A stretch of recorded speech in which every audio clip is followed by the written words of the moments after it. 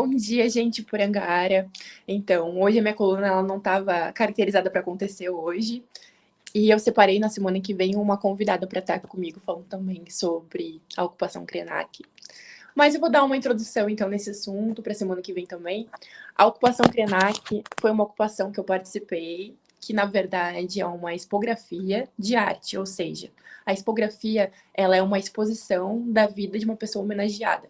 Só que, geralmente, acontece com pessoas que já ancestralizaram, ou seja, já morreram. Graças a Tupã, dessa vez, a gente conseguiu homenagear uma pessoa viva, e é uma pessoa viva muito importante para o meio indígena, que é o Ailton Krenak. Então, na semana passada não teve a coluna, porque eu estava na ocupação Krenak, e foi tudo muito lindo. Eu fui parte dessa expografia como consultora criativa, e eu pude analisar a vida do Krenak de início ao fim, desde o seu processo inicial na cidade, depois sua reconexão ancestral, né, seu processo de retomada para a fase adulta, né? E a gente precisa também ver que esse processo do Krenak mesmo é um processo tão cotidiano na vida de várias pessoas indígenas em contexto urbano, né, que estão nesse processo de sem conexão ancestral, o que o avô foi tirado da aldeia, que a avó foi tirada da aldeia por algum motivo, aí não podia falar que era indígena, não podia falar que, que pertencia a um povo originário, porque senão ia perder os direitos, né. Durante muito tempo, o Brasil, ele fez com que os indígenas se apagassem, não se declarando mais indígenas, pelo processo de se declarar em caboclos, bucres e outros, para poderem acessar coisas básicas, como o SUS. Porque a pessoa não podia se declarar indígena, ela tinha que se declarar brasileira para conseguir acessar o Sistema Único de Saúde. Então, vai ter várias pessoas indígenas que tinham medo de se declarar indígena, em uma época, outrora não tão distante, né? Que nem o processo também do golpe de 64, que também não é nem um pouco distante de agora, mas que a gente viu que as pessoas sofriam muita opressão.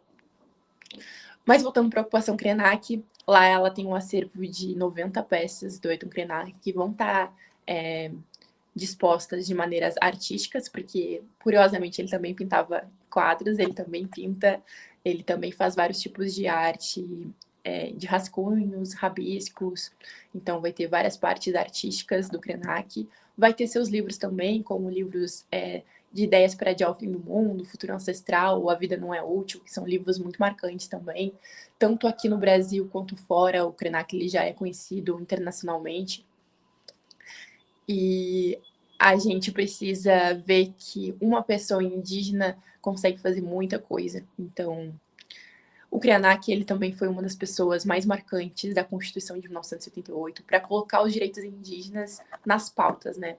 Alegando também para os deputados, para os senadores da época, que como é que uma pessoa que não tem mais nada, né? Vou parafrasear um pouco o Krenak, não tem mais nada, não tem mais terra, não tem somos considerados pobres, né? Que não temos ausência de riquezas, ia estar atrapalhando o Brasil de crescer, né? Porque no final é sempre sobre isso, o medo que a gente peça de volta tudo que nos foi tirado, que na verdade está muito longe de acontecer, porque o povo indígena hoje em dia está em extinção.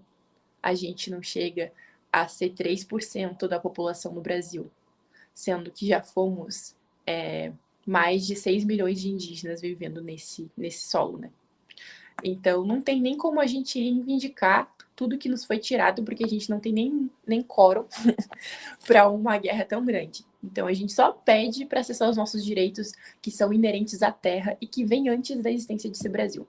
Direitos básicos de acesso à saúde, direitos básicos de acesso à educação, direito básico de permanecer com a sua cultura, porque a todo momento é uma luta que a gente mantém a nossa espiritualidade, a nossa cultura. Vocês devem ter visto que essa semana saiu uma notícia, eu não lembro se é um bispo, alguém da Igreja Católica, que estava indicando que as pessoas fossem para a Amazônia evangelizar os indígenas que sobraram.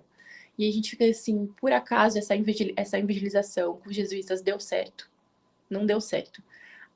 Porque as aldeias que continuam evangélicas continuam tendo feminicídio, continuam tendo violência, continuam tendo todas as coisas bebidas, todas as coisas que são da colonização que a gente não tinha antes. Então, esse não é o caminho. Mas voltando para o Krenak, é uma expografia que eu tive o prazer de conhecer ele pessoalmente, que esse grande filósofo, esse grande escritor, essa grande referência, esse nosso grande avô ancestral. E na próxima coluna eu vou trazer alguns vídeos, né, de recorte também sobre isso. Mas se vocês quiserem ver também nas redes sociais, fica no @IngridTupinambá, que daí vocês conseguem ver.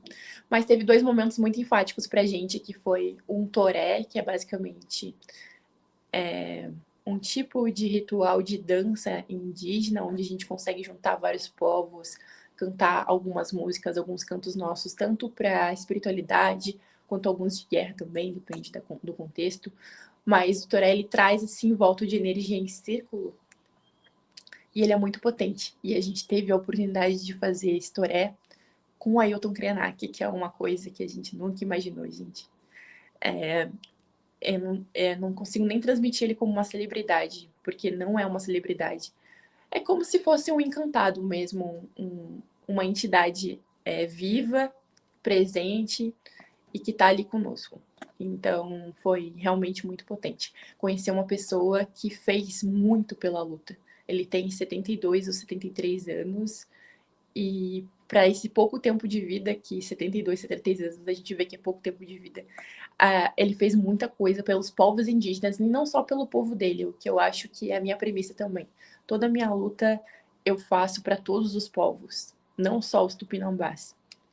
Que a gente tem que ser assim na luta, não pode ser guerreiro só para o nosso povo.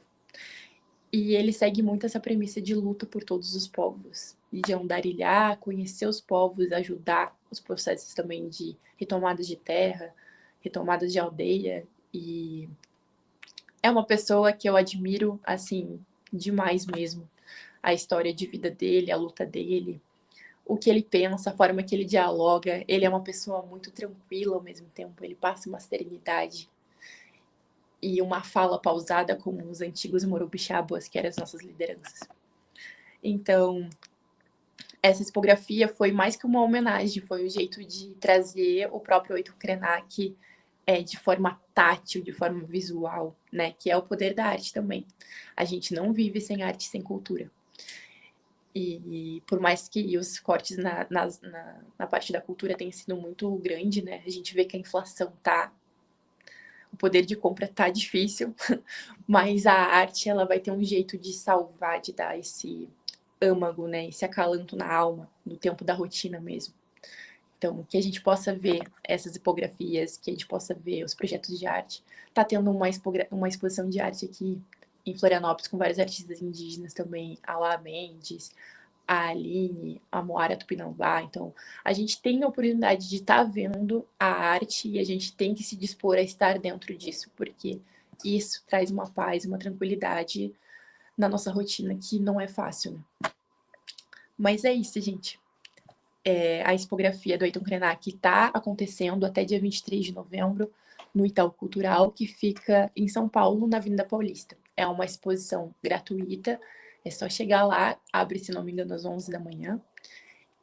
E é isso, muito obrigada, até semana que vem.